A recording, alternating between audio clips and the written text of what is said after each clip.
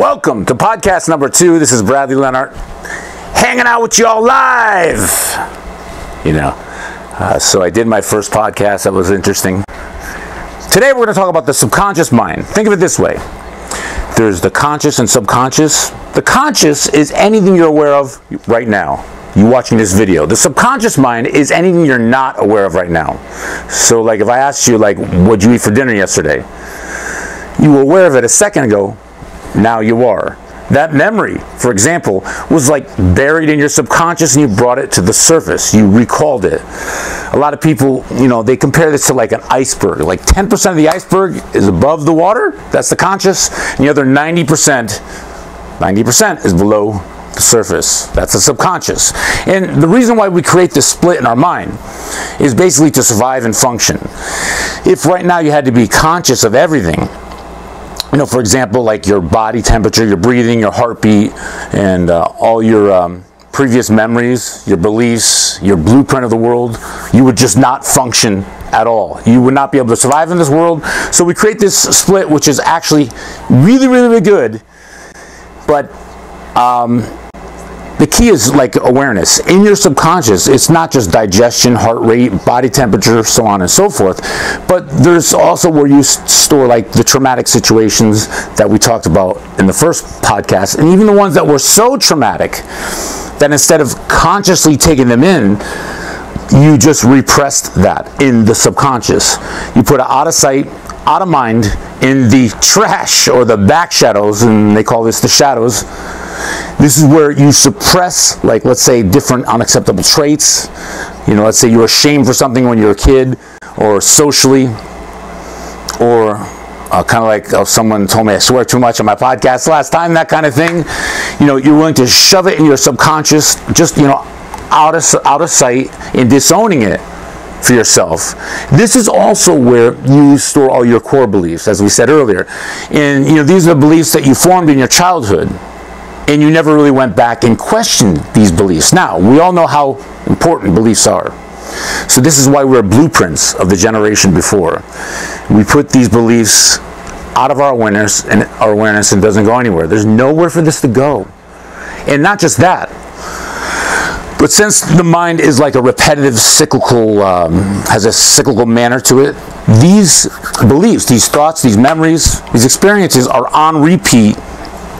And through time will just grow stronger and stronger. They create momentum and charge, and that's why people get stuck in their ways, as we also talked about in the last podcast. So you are what's in your subconscious mind. Your subconscious mind will come back and fucking haunt you. No. So this is the reason why people can't like maintain good relationships or their New Year's resolutions. A lot of people say they're gonna get in shape, and they do it for a time or two. They may have a 2-week sprint, 3-week sprint, but eventually they just fall off the wagon. They go back. The elastic band springs backward to their old identity. In their subconscious mind, they have an identity, and their identity is, I'm not a thin person. I'm not a healthy person. Like my identity growing up was, I'm a destructive artist. So when I first started getting into a band, I'd build something I'm really good, but then I would subconsciously self-sabotage it. And this is very strong. A lot of people think they want to have healthy relationships, but subconsciously, one of their core beliefs is like, they saw their parents fighting all the time. Then their core belief, like their definition of love and relationship, is destructive. And they never go back to visit that belief, and they just store it. So, now consciously they want something stable, but they can't hold it. The subconscious runs the shots. The same old destructive relationships over and over and over again. And any pattern you see in your life like that, that's coming from your subconscious belief blueprint. And there's other things that are deeper too. This split by like, let's say you putting things that are like unacceptable in the subconscious is one of the reasons why you never feel 100%. It's one of the reasons why you don't feel self-love, because there's parts of you that you actually disown, that you hate, that are unacceptable. So like if you're shamed for being like loud when you're a kid, or like for swearing on camera, you're going to throw this into the shadows of your subconscious. Right now you're trying to feel complete. You want to hold up to that society's, you know, just like, what's the word, expectations of you. So to achieve true core confidence and self-acceptance is to just like go deeper into this all. You know, there's one way to do it through meditation. You know, if you just kind of like keep that into your awareness as you go into meditation, you can keep going down deeper and release it. Some of this stuff will start to come up to the surface as you meditate. You'll be like, I have a core belief that's holding me back here. And if you go into the meditation with that intention, trying to find out what your core beliefs that are holding you back are,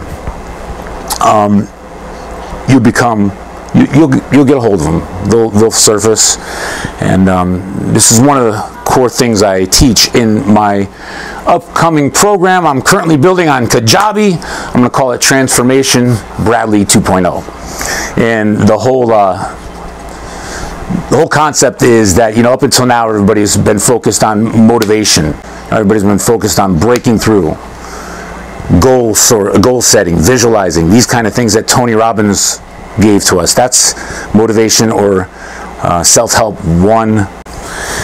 Now this is 2.0. Okay, this is the second level, you know, and it's less pushing, less of breaking through. It's less go. It's more releasing and understanding the subconscious. You know, so we don't want that subconscious to pull us back. We don't want to push and then spring back, because that just makes no sense. And this is what long-lasting change is all about. So let's talk a little more about my diet and maybe what you can do just to start this process of eating properly, why you should and how, and some of the little mistakes that people do. We need to look at the metabolism or the body as like a fire. And if we want to keep that fire burning, we have to continually feed it kindling wood, some kind of energy to burn, something for it to burn. So the common mistake a lot of people make when they go diet is they starve themselves for a period of time.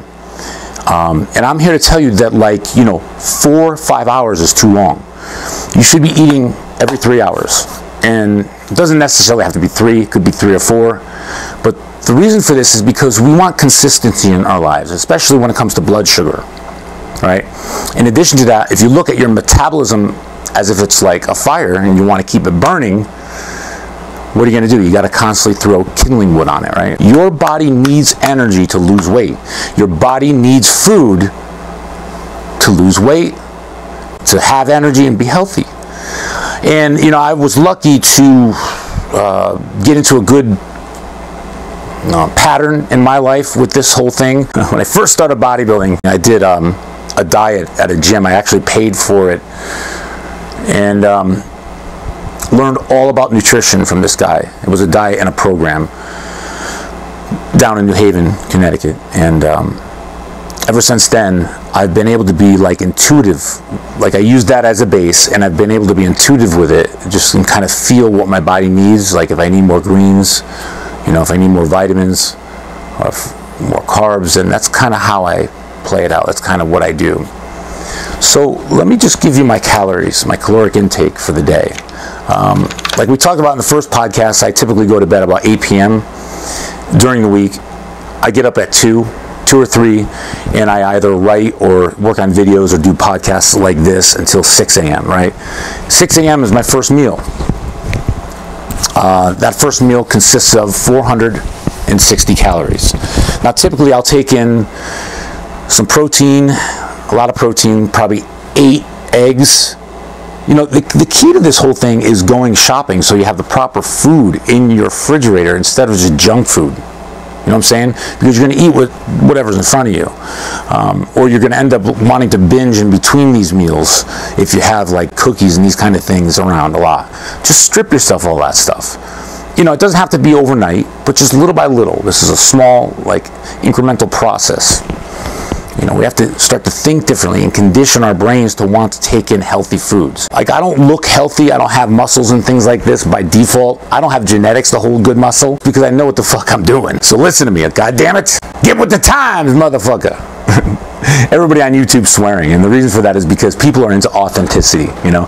And it's funny, a friend of mine, an author, he's like, why do you swear so much on your videos? And I thought about it. I thought about that long and hard. You know, I'm like, should I say the F word? And the first time I did it, I think some people were surprised, because there was like a lot of comments below the video. It's like, fuck this, fuck that, he said the word F. And I'm like, get with the times, man. I'm always ahead of the curve. Like, I'm always looking to the next wave in life, especially when it comes to like this internet marketing stuff and this expert space. And if you notice, there's a lot of people online that are starting to swear now. They say the F word because it has more impact, and it's just authentic. Like, if you happen to talk like this, you know, everybody swears once in a while. Come on now, it's not a crime. Not gonna kill you. It's just gonna be more authentic, and that's why I'll try to hold back a little bit when I'm talking about my helicopter crash, like in the first podcast. You know, emotions rise to the surface from the subconscious mind, and of course, I'm gonna say a couple swear words. So, my first meal. I'm sorry. First meal at 6 a.m. 560 calories, and I tend to take a lot of my carbs in the morning. Once again, this is like an intuitive process, but I do stick by this somewhat. I look at this, and you know, if I go off here or there a little, that's fine. Actually, that's a good thing, because if you have the exact amount of calories every single day, or exact amount of carbohydrates and protein, or same foods every single day, your metabolism actually gets acclimated to that, and it will slow down. You want to shock the metabolism. You know, and if you're going to do some kind of cardio, it only has to be 20 minutes. Just light cardio to raise the heart rate every day or every other day. It doesn't have to be every day. I do it 5 times a week. And I have complete control of my body. If I start to gain a little weight, I just back off a little and I get shredded quickly. And that is not my damn genetics. So I tend to repeat myself here and there just to make a damn point. Meal number 2, right, is 9 o'clock. That's 390 calories. Again, higher proteins, moderate carbs, moderate fats, and try to stay lower carbs. But if you're going to take carbs in, take it in the morning. 12 o'clock, 520 calories. That's one of my major meals. You know, I have like a turkey sandwich or a chicken sandwich, yogurt, banana, scoop of protein, scoop of peanut butter, and maybe even a protein shake, whatever equals 520 calories, with higher proteins like 40 grams of protein and lower carbs, about 10, 20 grams. It's kind of hard to get it that low, 20, 30 grams of carbs, okay? Then from 12 o'clock, we go to 3 o'clock. It's every 3 hours. See that? 3 o'clock, 320 calories. 6 o'clock, 560 calories. And then 8 p.m. before I go to bed, 420 calories. My last meal, I either skip if I want to get really shredded, like if I just want to get tight, and then let's say like something's coming up, like a beach party or a photo shoot. If I just want to feel thinner, if I start to feel a little bloated, or if I start to feel a little big, a little monster-esque, I'll take that last meal and I'll just either just have only a protein shake, 2 scoops, which equals about 290 calories, or I'll have nothing at all.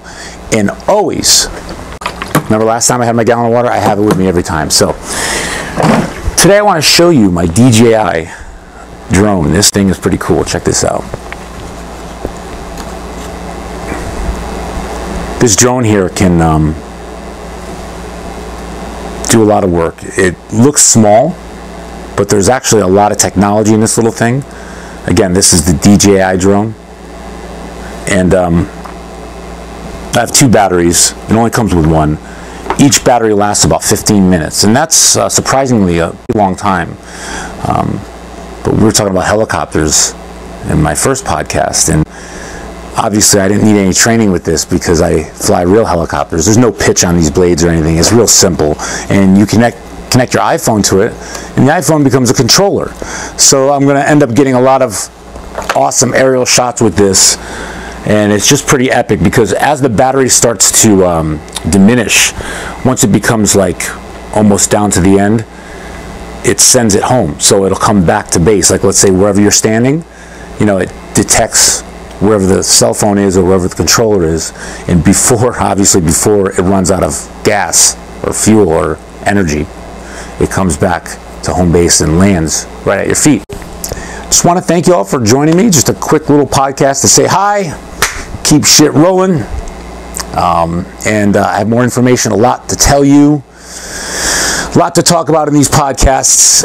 Welcome to join me in podcast number 3 next time. See you then.